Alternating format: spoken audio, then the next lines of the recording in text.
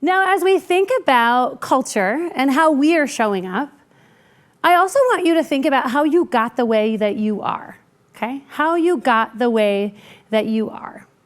I'm going to show you a list of values. You should have them on your handout as well, okay? A list of values, and I want you to look at this list, and I want you to pick your top 3, okay? The most important 3 values to you.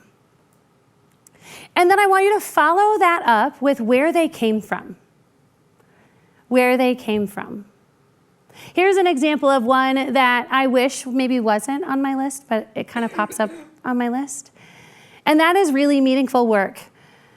I think I got it from my dad. My dad's a really quiet guy, so when he says more than 10 words, you kind of perk up and think, oh, I'm going to listen to that. And one of the things that he always said to us, to my sister and I, was, you know, we might not have more money than the next guy, but we know how to work hard. We know how to work hard. So I get on Teams or I get in a moment and I'm like, all right, I'll outwork you. Let's go. And it was great until I was a little burnt out and decided that joy needed to move up on the list, which is why I wrote a book about joy and said, well, I want joy and meaningful work.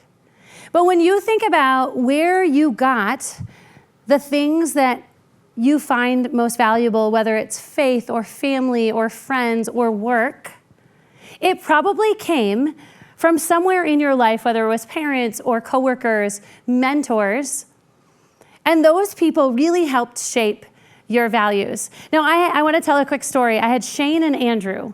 Okay, Shane on my team is a jokester, constantly telling jokes to the point where I have to almost be like, shh, shh, shh, right? Kind of like disruptive.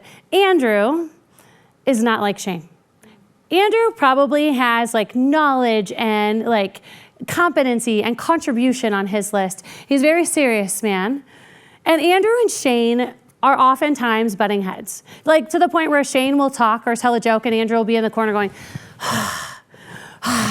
like almost loud to the point where you're like, you know, he can hear that, right?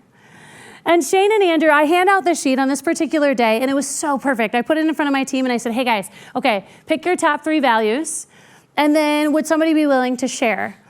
Now, Shane, of course, raises his hand, and I'm like, Shane, what is your top value? He literally takes a bow and says humor, right? And half the room loved it. Half the room's like, dude, like, no, right? And, of course, Andrew is like, and I said, where did that come from? Like, how did humor make the top of the list?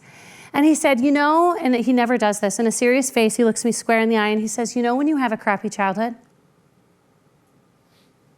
You make jokes. And you keep making jokes. Now, Andrew is kind of giving him the side eye, and I can almost see it. If he had like a thought bubble, it would be like, oh, so you're not trying to be an idiot every time we turn around? Right? Like it's registering just a bit. After the meeting, I go over to Shane. I'm like, Shane, thank you so much for sharing that top value. Now, I wanted to figure out how to harness it. How can I harness this value and actually use it to our team's benefit? And I said, hey, would you start our morning huddle off with a joke? And he goes, does it have to be work appropriate? And I was like, yes, sir, it does. And he goes, I am not the right man for the job. I'm like, you have not met me. I'm like, Shane, I believe in you. And like that kind of overly like, I believe type of voice. And so for months, he told jokes. About 2 months after, his jokes started to change to dad jokes. And I'm like, are you going to be a dad? He's like, I am. On the day that Shane left to be with his wife when she went into labor, that morning I was like, because I work hard, right? I'm like, hey, we got to find coverage for Shane, who's doing what? And I'm like kind of rolling off the cuff of like, okay, we got to go. Andrew raises his hand, which is odd, right? And I'm like, yes, Andrew? And he's like, Shane's not here. And I'm like, he's not here. And he's like, well, I looked up a joke. I wanted to be like, come up here, sir, get up here. What we had really done is found a way for those values to intersect. For Shane and Andrew to really see what cruise each other was going on, and for them to say, it's okay that you have that, but I got this. Because at the end of the day, right, our experiences drive our values, which drive our goals. If you can find ways for your team members to do that, you have won. Now, I often will say, look for the values in the day-to-day. Oh, my kid's soccer game, and I went here, and I love to travel. But also look for it when people are angry. If someone looks at you and says, I wish they would respect me. You know, they don't really trust me. They're not being honest. I know they're lying to me. I know it. People declare their values when they're happy or when they're not.